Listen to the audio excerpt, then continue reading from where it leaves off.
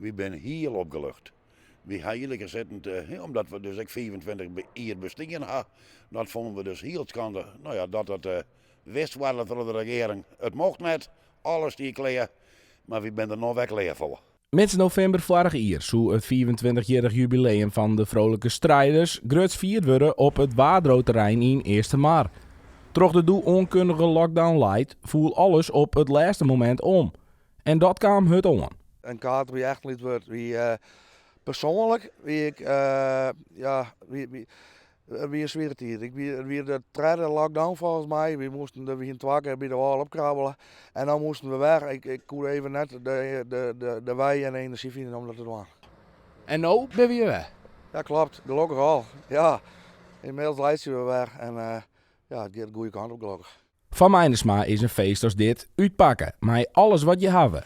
Net steende alle drukte die de evenementenbranche op het moment had. Dit is echt een jubileumfeest voor de Vrolijke Strijders.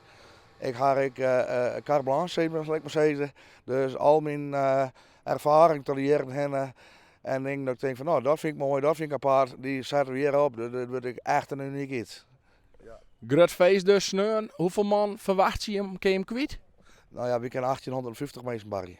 En daar is de vergunning ik voor. Aanstaande zaterdag 7 mei, 25 jaar Vrolijke Strijders. En dat moet gevierd worden. Er zijn hele mooie oude artiesten bij. En daar ben we geweldig blij mee dat die mensen komen. En het is altijd een hele tour om ze eerst aan te zetten en om ze dan weer te boeken. Maar ze gaan alle weer thuis zijn, dus ze komen ik.